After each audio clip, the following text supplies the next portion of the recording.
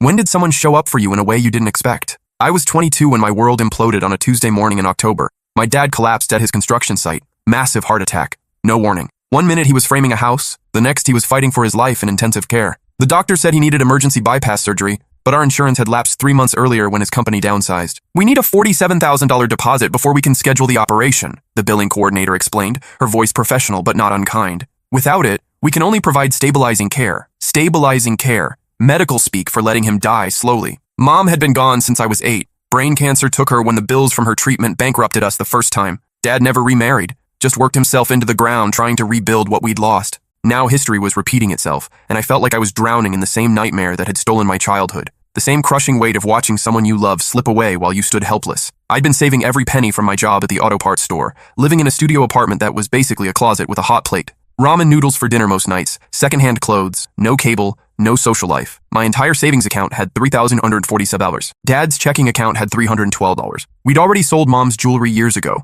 the last pieces of her we had left. I spent the next 2 days calling every bank, charity, and relative we had left. Nothing. Dad's brothers had their own problems. One was unemployed, the other dealing with his wife's dialysis treatments. The banks laughed at my loan applications. A 22-year-old with no credit and no collateral asking for 50 grand. GoFundMe raised $200 in 48 hours. Nowhere near enough. I posted on every social media platform, shared the link everywhere, begged friends to spread the word. Still nothing close to what we needed. By Thursday night, sitting in that sterile hospital hallway, I'd run out of options. Dad was stable but fading. Every hour that passed without surgery meant more damage to his heart. The nurses wouldn't look me in the eye anymore. I could see pity in their faces when they thought I wasn't watching. The same look they'd given me when Mom was dying. That careful professional sympathy that meant they'd seen this story before and knew how it ended. That's when Tobias walked into my life. I was crying in the hospital cafeteria at 2 a.m., staring at my phone, calculating impossible math. Maybe I could sell my car, take out credit cards, beg strangers on the street. Nothing added up to enough. The vending machine hummed in the corner. Fluorescent lights buzzed overhead, and everything smelled like disinfectant and despair.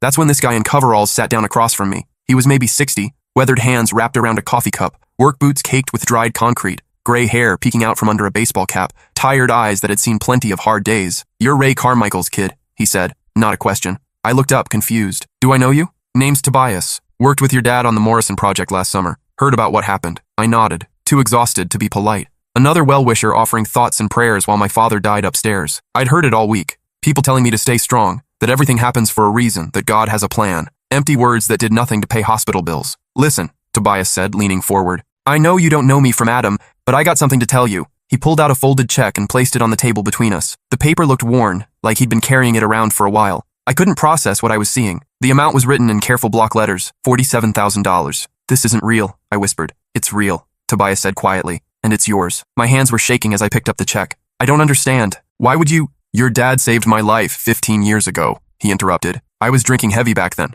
Lost my job, my wife, nearly lost my kids. One night I was standing on the Riverside Bridge ready to jump. Your father talked me down. Spent 3 hours in the rain just talking to me like I was worth something." Tobias stared into his coffee cup. He didn't know me. Could have driven right past. Instead, he pulled over, walked onto that bridge, and convinced a stranger that tomorrow might be better. I felt tears starting again. Dad never mentioned. Course he didn't. That's who Ray is. He don't make a big show of doing right. Tobias met my eyes. After that night, I got sober. Started my own contracting business. Been clean for 14 years now. My kids talk to me again. Got remarried to a woman who actually loves me. He pushed the check closer. I've been waiting 15 years to pay this debt. Figured I'd never get the chance. Then I heard about Ray being in here and I knew this was it. I stared at the check, afraid to touch it. "I can't take this. It's too much." "Boy, you listen to me." Tobias's voice got stern. "Your father gave me everything when he saved my life. This money, it's nothing compared to what he gave me. My kids knowing their daddy. My wife having a husband who comes home sober. The business I built with these hands." He held up his calloused palms. "Every house I've framed, every foundation I've poured, every paycheck I've earned, that's all because Ray Carmichael saw something worth saving in a broken down drunk on a bridge."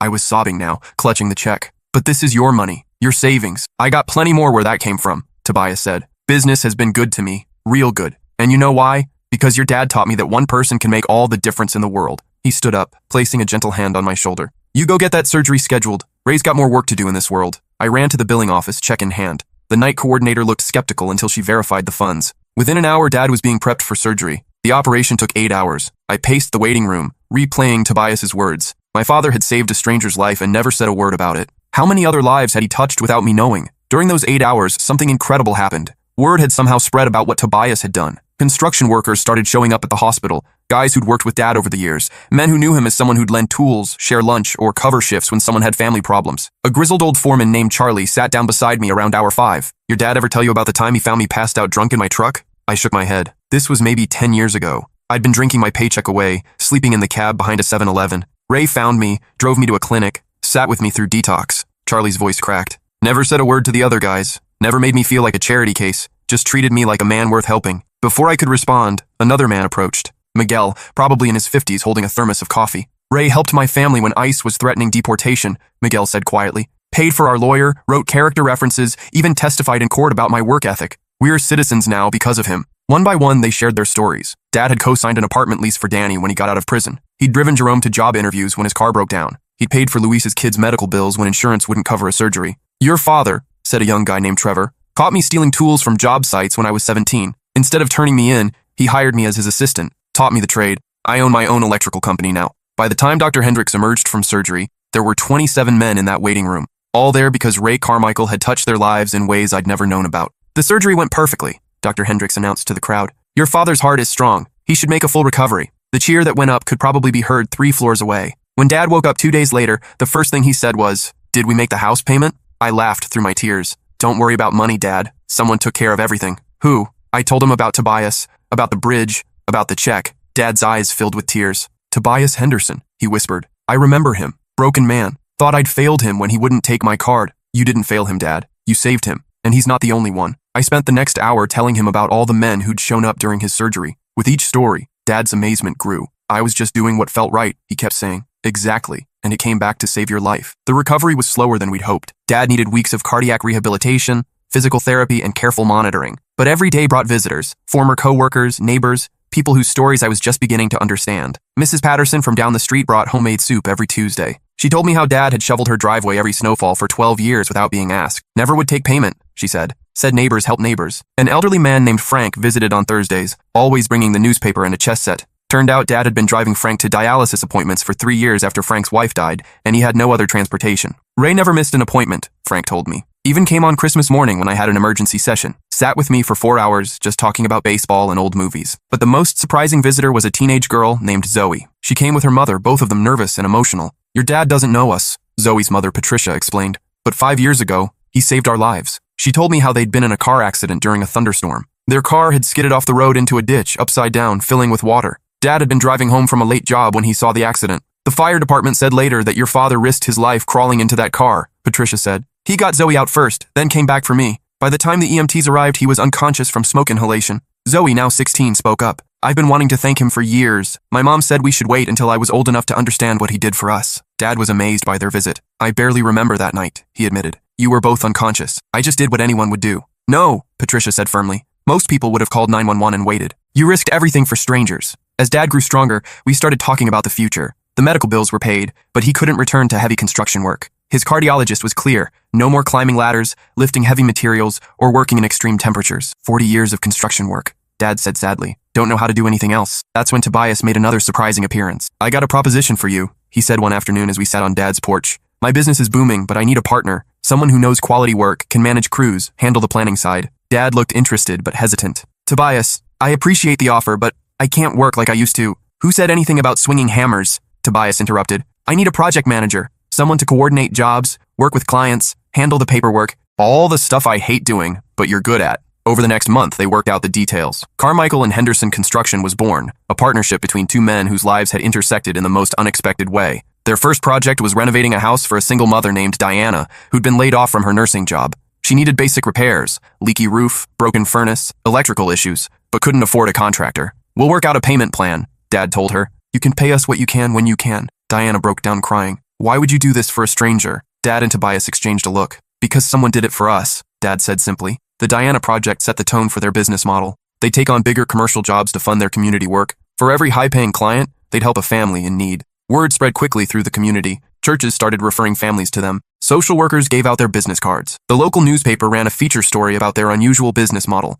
We're not trying to be heroes, Dad explained to the reporter. We're just trying to pay forward what was given to us. Within 6 months, they had a waiting list of both paying clients and families needing help. They hired Danny, the ex-con Dad had helped years earlier, as their first full-time employee. Ray gave me a chance when no one else would, Danny told me. Now I get to help give other people chances. Their second hire was Miguel's son, Antonio, fresh out of trade school and looking for an apprenticeship. Their third was Trevor, the former tool thief who'd become a successful electrician and wanted to be part of their mission. By the end of their first year, Carmichael and Henderson had completed 37 paying projects and 22 pro bono jobs. They'd renovated houses for 3 veteran families, fixed a community center's heating system for free, and built a playground for a daycare center that couldn't afford one. But the project that changed everything was Elena Rodriguez. Elena was 19, 7 months pregnant, and fleeing an abusive relationship. She'd found refuge at a women's shelter, but the shelter was overcrowded and could only house her for 30 days. The shelter director, Maria Santos, called our office desperate for help. Elena's got a job lined up at the medical center, but she needs a place to live before the baby comes. There's a small apartment above the bakery on Elm Street. The owner said she could have it cheap if someone could make it livable. Dad and I went to look at the space. It was a disaster. Water damage, broken windows, holes in the walls, no working heat. The bakery owner, an elderly Italian man named Giuseppe, met us there. "I want to help the girl," Giuseppe said in heavily accented English, "but I cannot afford big repairs. If you can make it safe for baby, she can live here for almost nothing." Dad walked through the space, making notes. "This is a big job, Giuseppe. We're talking new drywall, plumbing work, electrical upgrades, maybe 15,000 in materials alone." Giuseppe's face fell. "I have maybe 3,000. That'll cover it," Dad said. I stared at him. "Dad, the materials alone will cost 3,000 will cover it," he repeated firmly. I didn't understand until later. Dad and Tobias had decided to cover the rest themselves, along with donating all their labor, but they didn't want Giuseppe to feel like charity. Elena moved in 3 weeks before her daughter was born. The apartment was small but perfect. Fresh paint, new appliances, a nursery area with a crib Dad had built by hand. "I don't know how to thank you," Elena told us, tears streaming down her face. "You already have," Dad replied. "You trusted us to help. That's thanks enough." Elena's daughter, Isabella, was born healthy and strong. Elena worked hard at her job as a medical assistant and eventually saved enough to rent a larger place, but she stayed in touch with our family. 2 years later, she called with incredible news. She'd been accepted to nursing school. "I want to help other women like me," she explained. "Women who need someone to show up for them when they don't expect it." Elena's story caught the attention of local media, and suddenly everyone wanted to know about Carmichael and Henderson construction. We were featured in newspapers, on radio shows, even on a regional television program about community heroes. "We're not heroes," Dad kept insisting. "We're just guys who learned that helping people comes back to you in ways you never expect." The publicity brought unexpected opportunities. A major housing nonprofit approached us about partnering on a project to build affordable homes for first-time buyers. A local bank offered to finance community projects at reduced interest rates. The city council invited us to bid on the new community center project, but it also brought unexpected challenges. Some established contractors weren't happy about our pro bono work. They accused us of unfair competition, claiming we were undercutting prices by working for free. "If everyone starts giving away their work," complained a contractor named Bill Hartley at a city council meeting,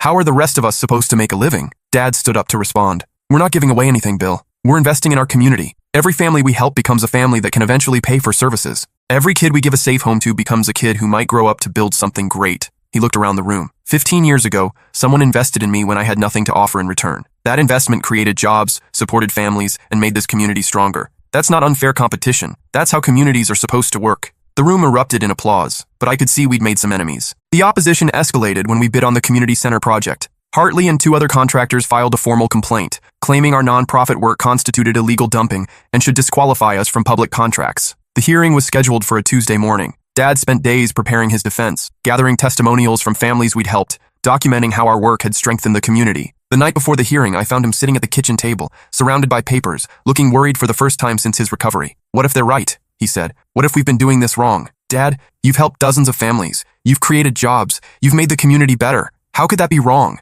"Maybe I'm being naive," he said. "Maybe there are rules I don't understand." That's when the doorbell rang. It was Elena, holding 3-year-old Isabella. "Miss Maria at the shelter told me about the hearing tomorrow," Elena said. "I wanted to give you this." She handed Dad a folder. Inside were letters, dozens of them. Families we'd helped, employees we'd hired, neighbors whose lives had been touched by our work. "I organized them," Elena explained. "Everyone wanted to speak for you, but Miss Maria said you might need these instead." Dad read the first letter, from Diana, the single mother whose house we'd renovated. It detailed how our help had allowed her to keep her home, return to nursing school, and eventually buy a house of her own. The second was from Trevor, describing how Dad's trust had turned him from a teenage thief into a successful business owner who now employed 12 people. The third was from Patricia and Zoe, the mother and daughter from the car accident, explaining how Dad's heroism had given them 17 years of life together that wouldn't have existed otherwise. Letter after letter, story after story, life after life that had been changed by Dad's simple belief that helping people was the right thing to do. "This is what you've built," Elena said softly. "Not just houses, lives, futures, hope."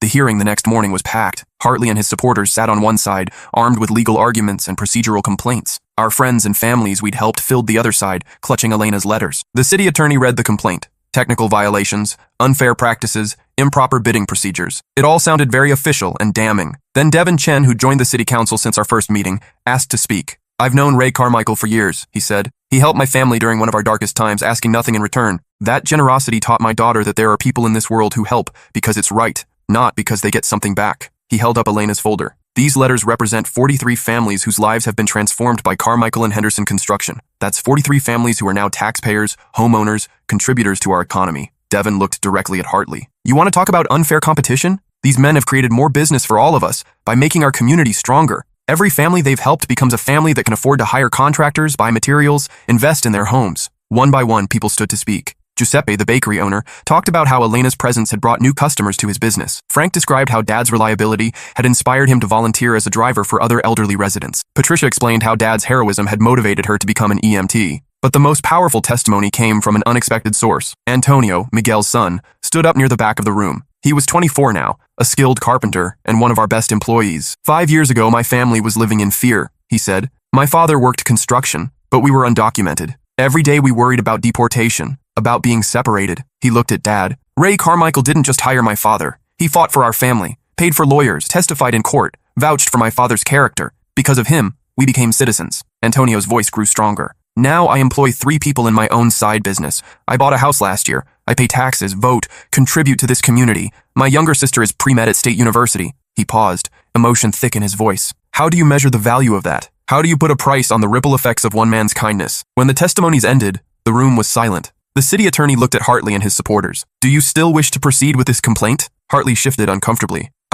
We just wanted to ensure fair business practices." "Mr. Hartley," said Councilmember Janet Walsh, "in your opinion, what would be fair recompense for saving a child's life? For preventing a family's deportation? For turning a teenage criminal into a successful businessman?" Hartley had no answer. The complaint was dismissed unanimously. Carmichael and Henderson was awarded the community center contract. As we left the courthouse, Elena caught up with us in the parking lot. "Thank you for showing me what it means to fight for what's right," she said. "You didn't need us to teach you that," Dad replied. "You already had that strength. We just gave you a chance to use it." 3 months later, Elena graduated from nursing school. She took a job at the hospital where Dad had his surgery, working in the cardiac unit. "I want to help save hearts," she told us, "just like you saved mine." The community center project became our largest and most visible work. But more importantly, it became a symbol of what was possible when people worked together. We hired local subcontractors whenever possible, including some of the men who'd initially opposed us. Hartley's electrical company did the wiring, and he turned out to be a meticulous craftsman who took pride in the quality of his work. "I may not understand your business model," he told Dad one day, "but I respect your results." The center featured a gym, classrooms, a computer lab, and a commercial kitchen for community events. But Dad insisted on one special addition, a memorial garden for community members who'd made significant contributions. The first memorial was for Walter Gibson,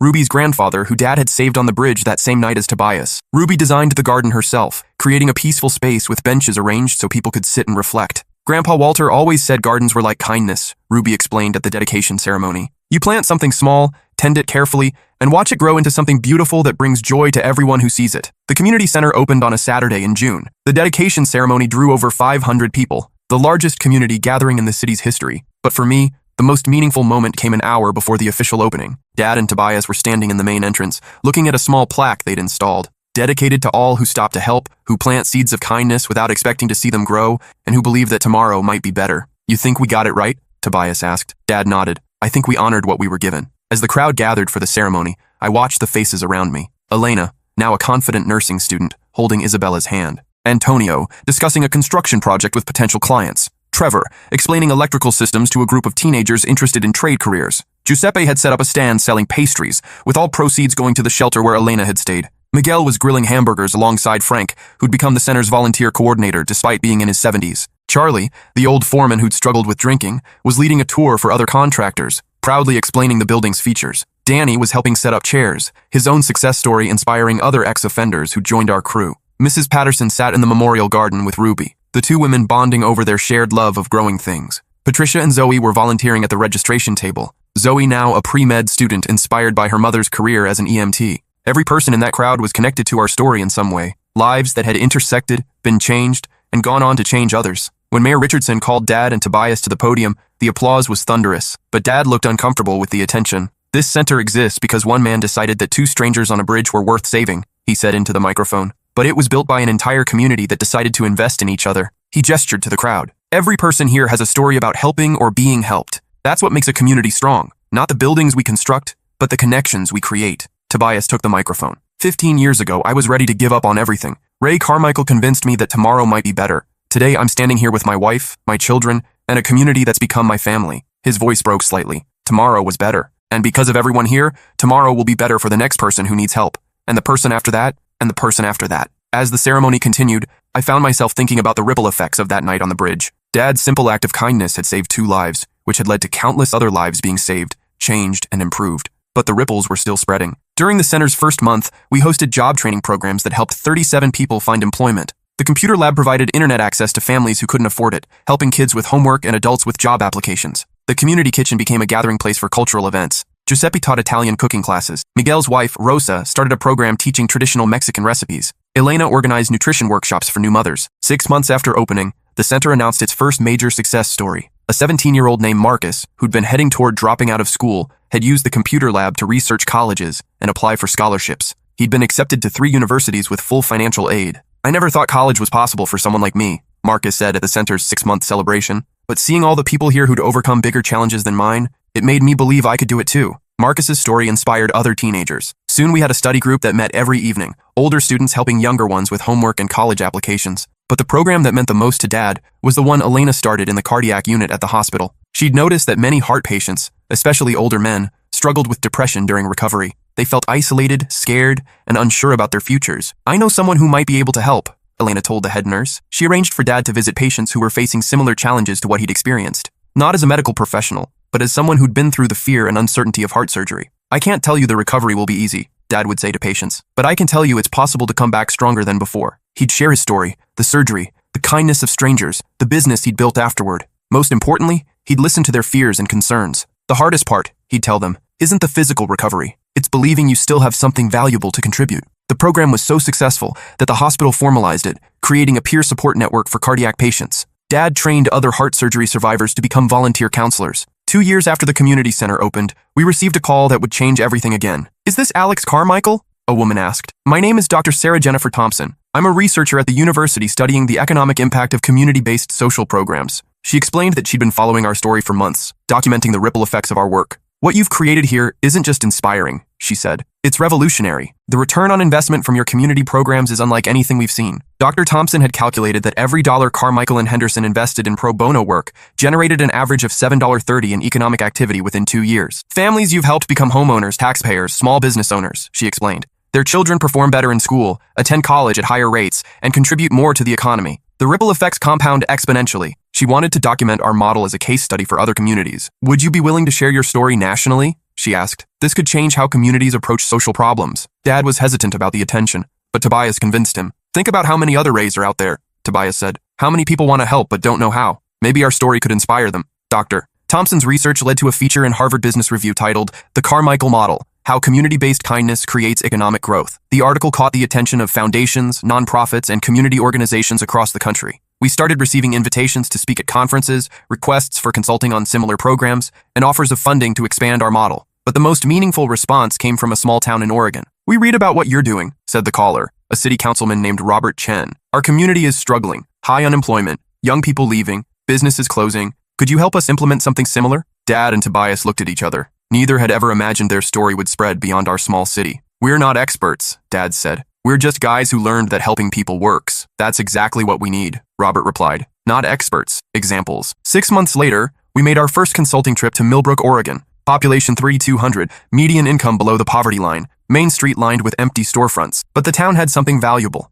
people who cared about each other and wanted things to get better. We spent a week there, meeting with local contractors, business owners, and community leaders. The model adapted beautifully to their situation. 2 contractors, both struggling to find work, agreed to partner on community projects. The local bank offered reduced-rate financing for home repairs. 3 churches pledged space and volunteers for a community center. Most importantly, they identified their own Ray Carmichael, a retired teacher named Martha Williams, who'd been quietly helping families for decades, paying utility bills for struggling neighbors, tutoring kids for free, organizing food drives. Martha's been doing what you do for 20 years, the mayor told us. We just never thought of it as an economic development strategy. Within a year, Millbrook had renovated 12 homes, started a job training program, and opened a small community center. Young families began moving back. 2 new businesses opened on Main Street. You gave us permission to believe that caring about each other could save our town, Martha told us during our follow-up visit. The Oregon Project led to others. A neighborhood in Detroit, a rural community in Alabama, a suburb in Ohio where factory closures had devastated the local economy. Each place adapted the model to their unique situation, but the core principle remained the same.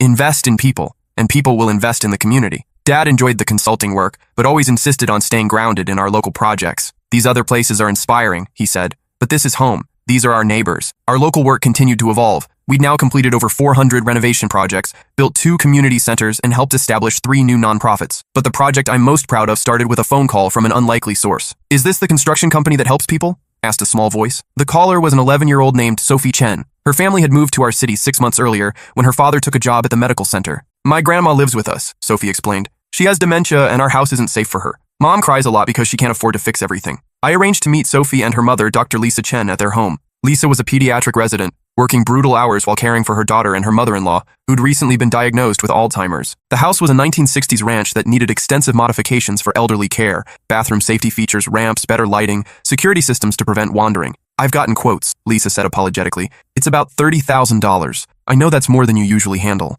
"Actually," I said, "this is exactly what we handle." The Lisa Chen project became our most complex accessibility renovation yet. We installed sensor lights, reinforced grab bars, a walk-in shower, and a secure garden area where Sophie's grandmother could spend time safely outdoors. But the most important feature was Sophie's idea: a memory wall with family photos, familiar objects, and recordings of family members telling stories about their shared history. "Grandma gets confused about where she is," Sophie explained. "But maybe if she sees things that remind her of happy times, she'll feel less scared." The memory wall worked beautifully. Sophie's grandmother, even in her declining state, would spend hours looking at the photos and touching familiar objects. 6 months later, Lisa called with an update. "Sophie's been accepted to a gifted program for kids interested in medical careers," she said. When they asked her why she wants to be a doctor, she said she wants to help families the way you helped ours. "She's got the heart for it," I replied. She also said something else that I thought you should hear. "What's that?" She said she learned that the best medicine isn't always what doctors prescribe. Sometimes it's just caring enough to show up for people when they need help. Sophie's words stuck with me. At 12 years old, she'd understood something that took some adults a lifetime to learn. The Chen project also led to an unexpected partnership. Dr. Lisa's department chief, Dr. Asa, Rachel Martinez, had heard about our work through hospital connections. "I've been looking for community partners for a pediatric health initiative," she said. "We want to address housing conditions that affect children's health: mold, lead paint, safety hazards." The partnership between the hospital and Carmichael and Henderson created our most ambitious program yet: Healthy Homes for Healthy Kids. We identified 50 families with children suffering from asthma, allergies, or other conditions linked to housing problems. The hospital provided health assessments and medical oversight. We provided the construction expertise to fix the underlying environmental issues. The results exceeded everyone's expectations. Hospital readmissions dropped by 60% among families we'd helped. School attendance improved dramatically. Emergency room visits decreased. But the real measure of success was watching children who'd struggled with chronic health problems suddenly thrive. "Maria hasn't used her inhaler in 3 months, one mother told us, tears in her eyes. "She's playing soccer now, making friends, being a normal kid." Dr. Martinez documented the program's success in a medical journal article that brought national attention to the connection between housing and health. "The Carmichael model," she wrote, "demonstrates that construction workers can be as effective as doctors in treating certain pediatric conditions, sometimes more effective." The article led to inquiries from medical centers across the country. How could they replicate our approach? What training did our crews need? How could they fund similar programs? Dad found himself speaking at medical conferences, an experience that never stopped amazing him. "5 years ago, I was just a guy with a hammer," he'd tell audiences of doctors and researchers. "Now I'm apparently a healthcare innovator. Life's funny that way." But the speaking opportunity that meant the most to him came from an unexpected source. The University School of Social Work invited him to give the keynote address at their graduation ceremony. "These students have spent years learning theories about community development, social change, and helping people," the dean explained. "You've actually done it. They need to hear from someone who's proven that one person really can make a difference." Dad was nervous about speaking to an academic audience, but his message was simple and powerful. "You don't need a degree to change someone's life," he told the new social workers. "You just need to care enough to show up when someone needs help." He told them about Tobias, about the bridge, about the check that saved his life and launched their business. "Every person you help will go on to help others," he said. "Your job isn't just to solve today's problem.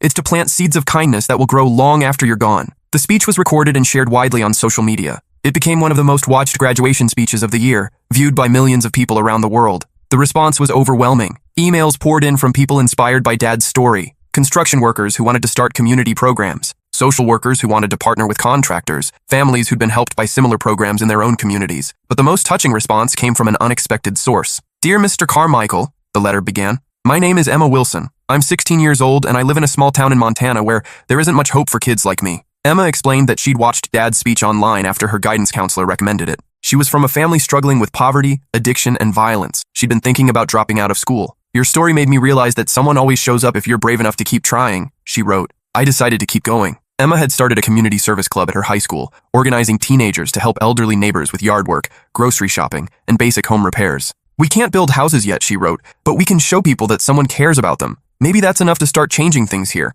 Emma's letter led to a correspondence that continued for months. We learned about her town's struggles, lack of economic opportunities, brain drain as young people left for cities, social problems that seemed overwhelming. But we also learned about Emma's determination and the gradual impact of her volunteer efforts. Mrs. Patterson next door hasn't smiled in 2 years, Emma wrote in one letter. But yesterday, after we fixed her back steps, she invited us in for lemonade and told us stories about when the town was thriving. 6 months later, Emma's work had inspired other students. The volunteer group had grown from 5 teenagers to over 30. They'd helped 47 elderly residents with various projects. More importantly, they'd caught the attention of local adults who wanted to support their efforts. The hardware store owner is donating supplies, Emma reported. The church is providing transportation. Even some of the parents who were skeptical at first are volunteering now. Emma's story reminded me of something I'd gradually learned from watching Dad's work. Change doesn't always start with adults. Sometimes it starts with young people who haven't yet learned that problems are too big to solve. During Emma's senior year, she applied for colleges with scholarship support. Her essay about community service and social change earned her a full ride to the state university.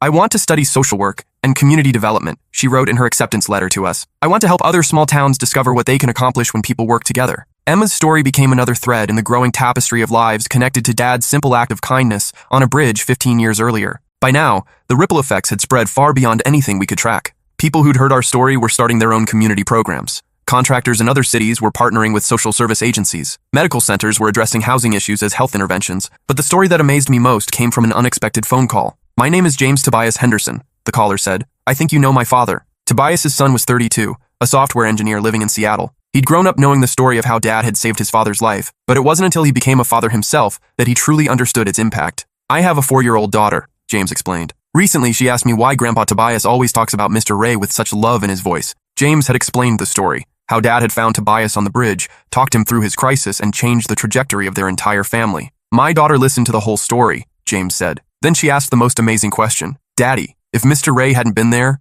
would I exist? The question had hit James like a thunderbolt. I realized she was right. If your father hadn't stopped that night, I wouldn't exist. My daughter wouldn't exist. All the good things our family has done in the world wouldn't exist. James had decided to honor that debt in his own way. He'd created a tech startup focused on connecting volunteers with community needs, essentially an app version of what we'd been doing manually for years. I called it Bridge, he said, because that's where second chances begin. The Bridge app launched 6 months later, connecting people who needed help with neighbors willing to provide it. Users could post requests for everything from elderly care to home repairs to tutoring. Volunteers could browse opportunities and offer their skills. Within a year, Bridge had facilitated over 10,000 volunteer connections across 37 cities. Your father didn't just save my dad's life, James told us at the app's anniversary celebration. He taught our family that one person's kindness can echo through generations. Oh, the Bridge app represented something I'd been thinking about a lot. How the seeds Dad had planted were now growing in ways he'd never imagined, tended by people he'd never met. But the most powerful reminder of those ripple effects came on the 15th anniversary of Dad's heart surgery. Tobias organized a surprise celebration, inviting everyone whose lives had been touched by our story. The community center was packed with faces I recognized,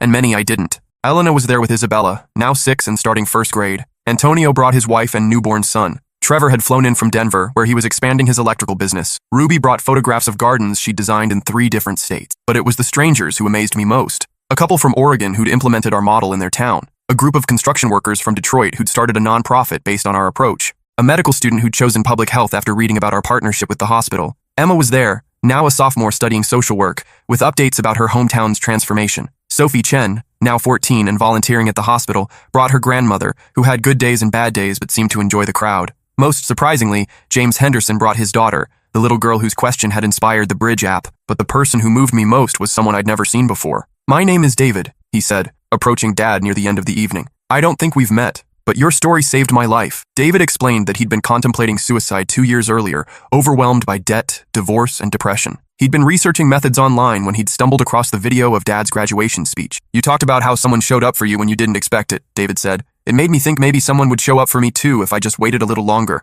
David had called a suicide prevention hotline that night. The counselor had connected him with local resources. He'd gotten into therapy, found a support group, started rebuilding his life. I'm not saying I'm completely healed, David said, but I'm here. I'm trying. And last month I volunteer matched through the Bridge app to help an elderly man with his yard work. He smiled. Turns out helping someone else was exactly what I needed to help myself. Dad listened to David's story with tears in his eyes. You did the hard part, Dad told him. You chose to stay. You chose to try. I'm just glad the story helped. As the celebration wound down, I found myself thinking about the mathematics of kindness. Dad's decision to stop for two strangers on a bridge had now touched hundreds of lives directly and thousands more indirectly. But it wasn't the numbers that mattered. It was the individual stories. Elena finding the courage to leave an abusive relationship, Antonio becoming a citizen and building a business, Emma transforming her hometown, David choosing life over death. Each story was a miracle in its own right. Together they represented something even more profound. Proof that kindness isn't just nice, it's necessary. That communities don't just happen, they're built by people who choose to care for each other. 6 months after the anniversary celebration,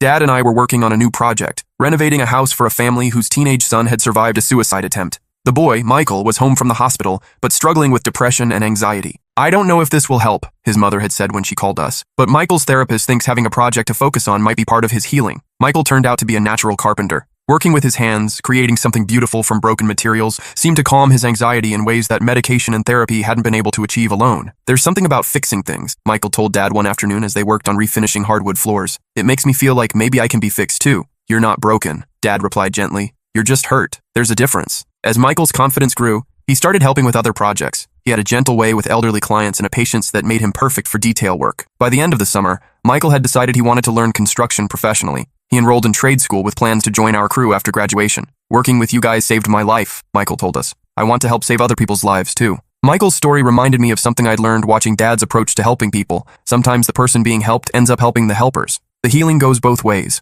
As I write this, 17 years have passed since Tobias walked into that hospital cafeteria with a check that saved Dad's life. Our business now employs 63 people. We've completed over 900 projects. We've helped establish community programs in 47 cities. But those numbers don't capture the real story. The real story is Emma, now working as a community organizer, teaching other young people that they have the power to change their circumstances. It's Elena, now a nurse practitioner running a clinic for domestic violence survivors, showing up for women the way we showed up for her. It's Michael, now our youngest foreman, specializing in projects for families facing mental health challenges. It's Antonio, whose construction company has hired over 30 people and whose sister just graduated medical school. It's Sophie Chen, now studying to become a pediatric social worker, inspired by watching her family receive help when they needed it most. It's James Henderson, whose Bridge app has facilitated over 50,000 volunteer connections and inspired similar platforms around the world. It's David, who now volunteers with a suicide prevention organization and has personally talked 17 people through crisis moments. And it's thousands of other stories I'll never know about. Lives touched by people who were touched by our story. Kindness spreading in directions I can't trace. Ripples reaching shores I'll never see. Dad is 78 now, still working every day, still stopping to help strangers, still planting seeds he'll never see bloom. His heart is strong, his spirit stronger. "You know what I think about sometimes," he said recently as we sat on his porch, watching the sunset. "What's that?" "That night on the bridge. If I'd driven past instead of stopping, none of this would exist. Tobias might not have survived. I might not have survived. You might not have learned that helping people is the most important work we can do." He paused, looking thoughtful. Makes me wonder how many other moments like that we all miss. How many chances to change someone's life we drive right past because we're too busy or too scared or too focused on our own problems. "Maybe that's the real lesson," I said. "Not just that someone showed up for you when you didn't expect it, but that we all have the power to be that someone for other people." Dad nodded. Every day, someone's standing on a bridge. Maybe not literally, but metaphorically, facing a crisis, feeling hopeless, ready to give up. And every day the rest of us have a choice. Keep driving or pull over and see if we can help. As the stars came out that evening, I thought about all the bridges in the world, literal and metaphorical, all the people standing on them, wondering if tomorrow might be better. All the potential helpers driving past, not realizing they have the power to change everything. And I thought about the simple truth that had shaped my family's story. When someone shows up for you in a way you don't expect, they're not just changing your life. They're changing every life you'll ever touch. Every person you'll help. Every moment of goodness you'll create in the world. The most beautiful part? It never really ends. Every day, someone new discovers our story. Every week, another person decides to stop and help a stranger. Every month, another family gets a second chance. All because 33 years ago, my father saw two broken men on a bridge and decided their lives were worth saving. And 20 years later, one of those men decided Dad's life was worth saving too. That's how love multiplies when you give it away. That's how one moment of unexpected kindness can change the entire world. The ripples are still spreading. They always will be. Because somewhere tonight, someone is standing on a bridge, literal or metaphorical, wondering if tomorrow might be better. And somewhere else, someone is choosing to pull over, to stop, to show up in a way that will echo through generations. That's when someone shows up for you in a way you don't expect. They don't just rescue your present. They transform your future, and the future of everyone whose life you'll touch from that moment forward. And the beautiful, miraculous truth is this. We all have the power to be that someone for someone else. We just have to choose to stop.